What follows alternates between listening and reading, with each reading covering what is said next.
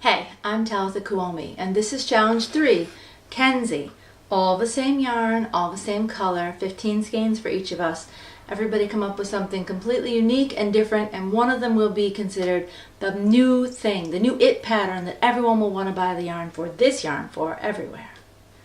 Usually before a challenge, I have nerves 2 or 3 days before something's announced. I'm on edge, and I'm cleaning, and I'm organizing, and I'm trying to figure out what to do with all my energy. The challenge is announced, and my brain just goes blank. It always seems so big and so overwhelming. This time, challenge is announced, and my brain goes crazy. I have this idea, and that idea, and that idea, because I love this yarn. I would buy this yarn. I would buy this color. This is fabulous for me. And so I just had to narrow down the ideas instead of building them up. I know from knitting Saturday mornings in the loop with my friends that there are things that they always ask about a new pattern. Does it take a lot of blocking? How many seams am I going to have to sew up? What is it going to require of me? Do I have to pick stitches up? That makes me crazy. And so I was trying to avoid some of those things in this pattern to make something striking. Been working on these 60 plus inches. It is not, by the way, a scarf, although I realize it looks like that right now. But the thing I love about the Kenzie is the stretch. Do you see the stretch? It has such great memory. It comes right back. So it has a real give to it, and yet it returns. And so I just really love the nylon in it. And that's the thing that I'm sort of focusing on. So I'm making an item that isn't going to have to be blocked. The yarn and the stitches are going to do all the work. There'll be no blocking necessary. You can finish it. You will have to seam it, just simple seams, and then deal with it, wear it right away.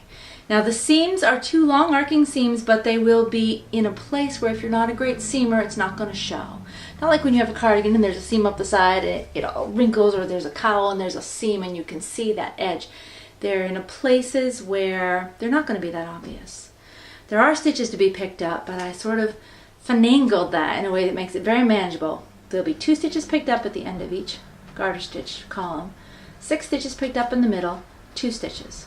6 stitches, 2 stitches. So because of the pattern of the stitches, it's all very laid out for you. You tell me to pick up 100 stitches around a neckline. I'm going to pick them up, I'm going to take them out, I'm going to pick them up again, I'm going to move them around. I'm never happy with it the first time around, no matter how many times I've done it. And this is 6 stitches, 2, 6 stitches. And so it's all very manageable.